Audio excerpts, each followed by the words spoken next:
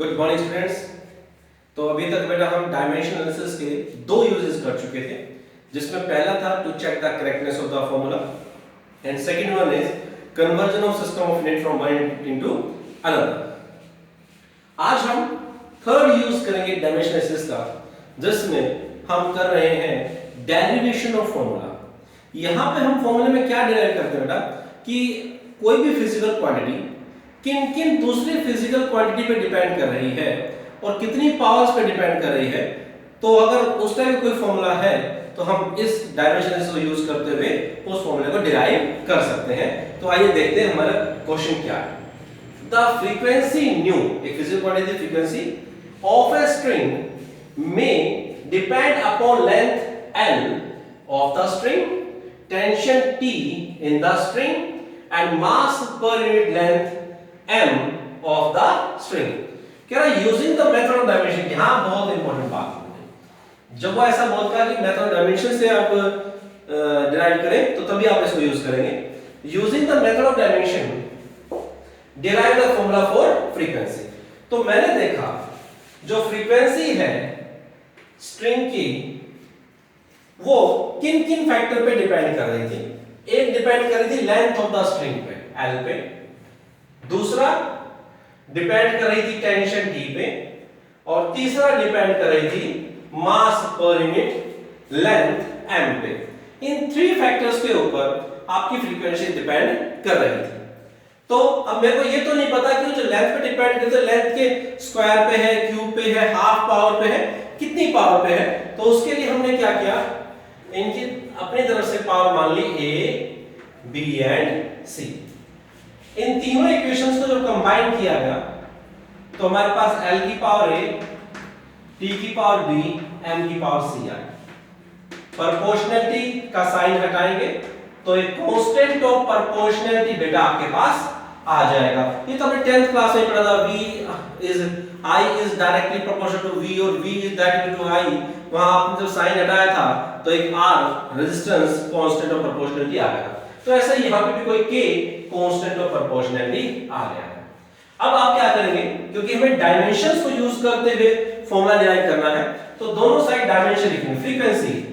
Frequency क्या होती है बेटा 1/t, टाइम पीरियड का रेसिप्रोकल। तो उसकी डायमेंशन क्या हो जाएगी t की पावर -1।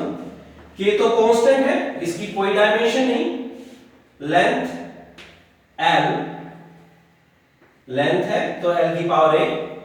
t टेंशन और फोर्स की डायमेंशन सेम होती है बेटा, तो mlt -2 raise to power b। यहां थोड़ा सा बच्चों को कई बार कंफ्यूजन होता है। एक्चुअली में ये हमें लगता है कि मास है, ये मास नहीं है बेटा, this is mass per unit length. ध्यान दीजिएगा, मास ऑफ अपॉन लेंथ, तो इसकी डायमेंशन आएगी ml -1। नेक्स्ट स्टेप बहुत ही सिंपल है। एक बार अगर आपने इस तरीके से कर लिया तो बाकी तो पावर्स इकट्ठी करनी है, एबीसी की वैल्यू निकालनी है, कुछ नहीं है इसमें। तो देखिए L की पावर A यहां है, L की पावर B और L की पावर -C कंबाइन किया तो L की power A + B - C I.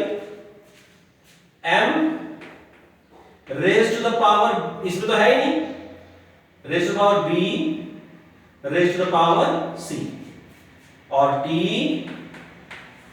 -2B, और ना तो A में है ना ही C में। तो आपने इस तरीके से इनको कंबाइन कर दिया ml और t को। अब कुछ नहीं करना, अब आपको सिर्फ कंपैरिजन करना है ऑफ पावर। तो कंपेयरिंग पावर्स को कंपेयर करना है, इक्वेशन बनानी है, लीनियर इक्वेशन बनेगी, सॉल्व करनी है, जो कि आप 10th क्लास में बहुत अच्छे से करते आए हैं। देखिए यहां पे क्या L की पावर है, कुछ नहीं है, 0। L की पावर क्या है A + B - C। तो फर्स्ट इक्वेशन क्या बनी आपकी A + B - C = 0, equation number first. क्या यहां M की कोई पावर है, नहीं, तो M रेज़ टू पावर 0, तो B + C = 0, ये आपकी दूसरी इक्वेशन बन गई।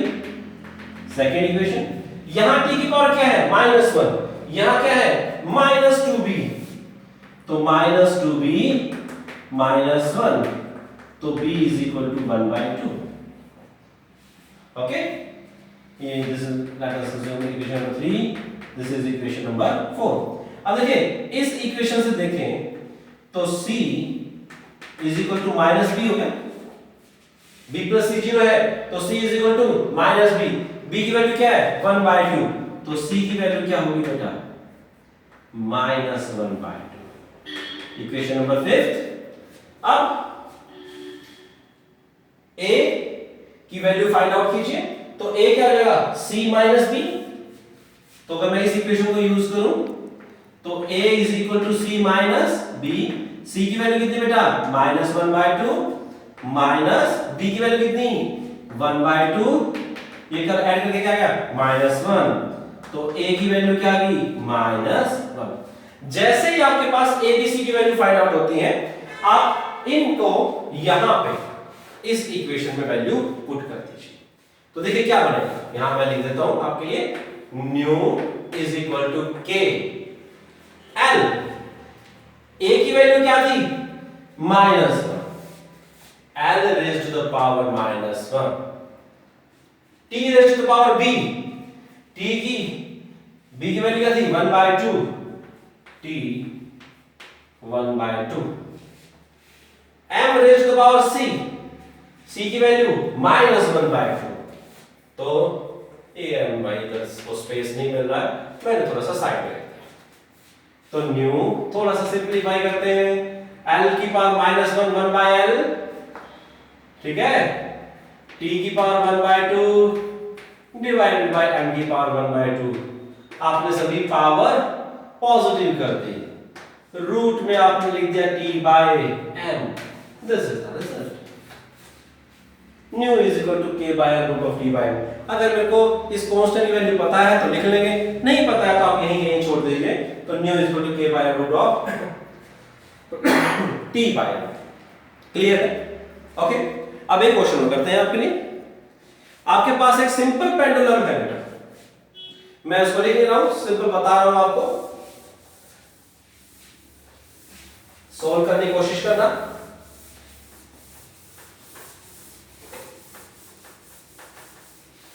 देखिए सिंपल पेंडुलम मेरे को उसने दिया,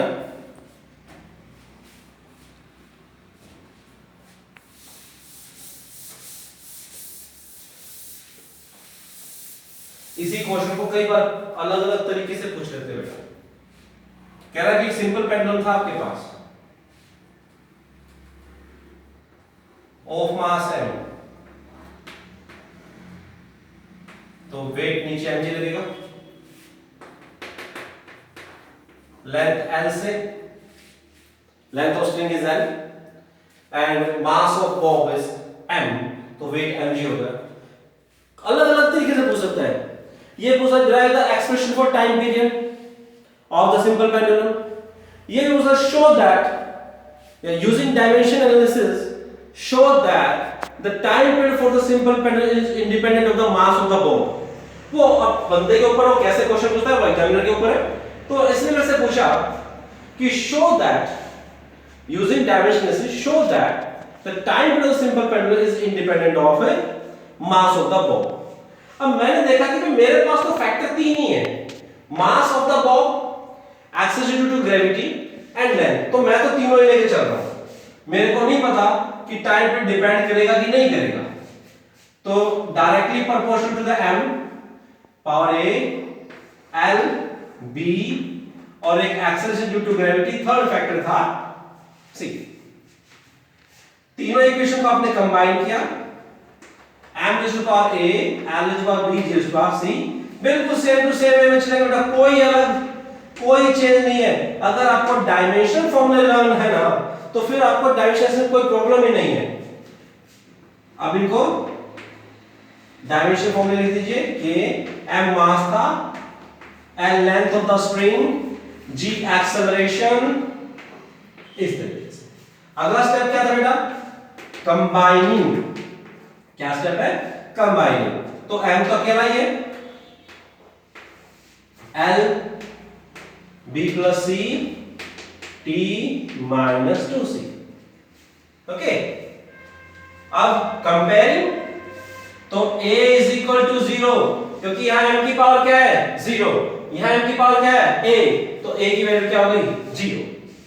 ठीक है, b की वैल्यू, यहां l की पावर क्या है 0, क्योंकि है नहीं ना l, और l की पावर क्या है b प्लस c, तो b plus c is equal to 0 और b is equal to minus c।